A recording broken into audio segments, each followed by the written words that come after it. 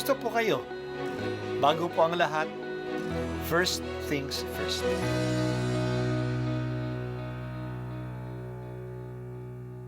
Good morning po. Sinisimulan po natin ngayon ang first things first.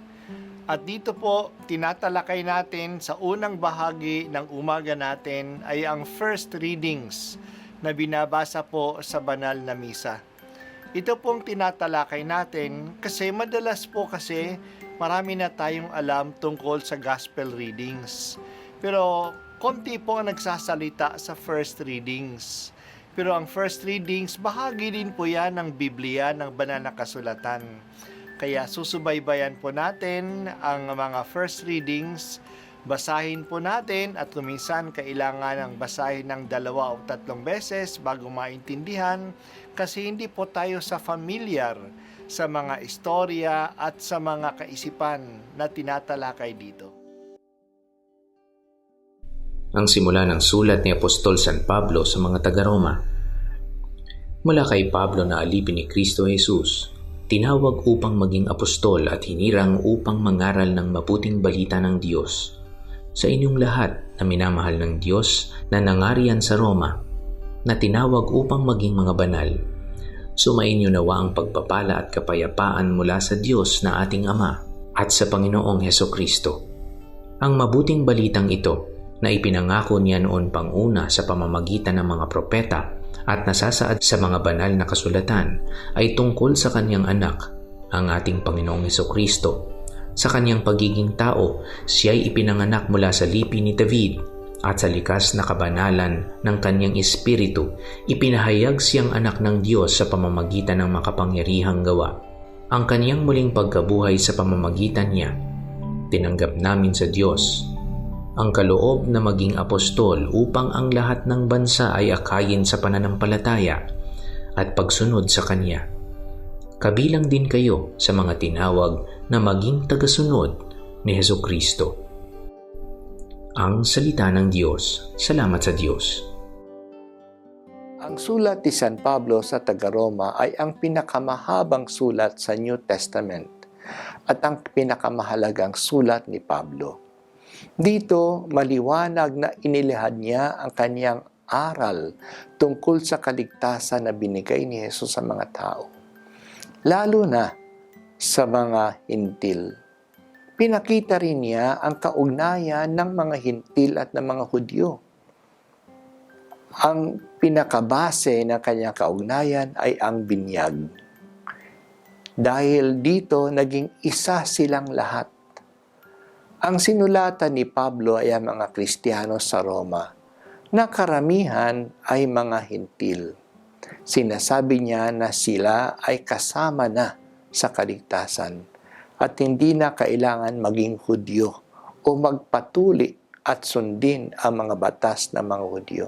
Sapat na ang manalig kay Kristo na ating tagapagligtas. Systematic ang presentation ni Pablo ng kanyang doktrina.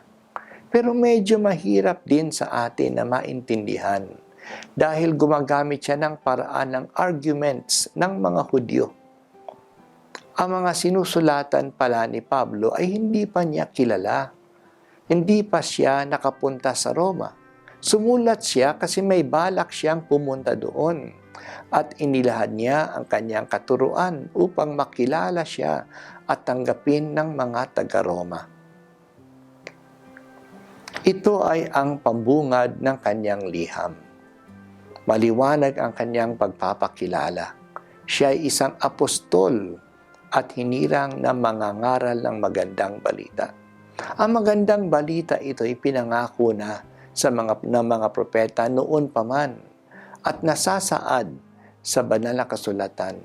Ito ay tungkol kay Hesukristo, ang anak ng Diyos na galing sa lipi ni David. Nakilala natin siyang anak ng Diyos sa kanyang muling pagkabuhay. Siya, si Pablo, ay apostol upang ipahayag sa lahat ang pananampalatayang ito at sumunod sila sa kanya. Kasama na ang mga taga-Roma na tinawag na maging tagasunod ni Hesukristo. Ang pinakamensahe ni Pablo ay si Jesucristo. Hindi niya isinalaysay ang buhay ni Jesus. Ito'y matatagpuan natin sa 4 na ebanghelyo. Ang kanyang binigyan ng diin ay ang kahalagahan ni Kristo. Siya ay Diyos. Anak siya ng Diyos at ito ay napatunayan ng kanyang muling pagkabuhay. At siya ay tao. Galing siya sa lipi ni David. Ang pagtanggap kay Jesus sa pananampalataya ay nangangahulugan ng pagsunod natin sa Kanya. Tularan natin siya. Dito tayo magiging banal. Ang bawat binyagan ay tinatawag na maging banal. Ang mga taga-Roma ay tinatawag na maging banal sa pamamagitan ng pagtanggap nila at pagsunod kay Jesucristo. O Panginoong Diyos, palagi mong ipaalaala sa amin ang tawag sa amin para sa kabanalan at itanim sa aming puso na ang pagtanggap namin kay Jesus ay nagdadala ng kabanalan. Ito po ang unang pagbasa at ako po ay si Bishop Broderick Pabilio dito sa First Things First.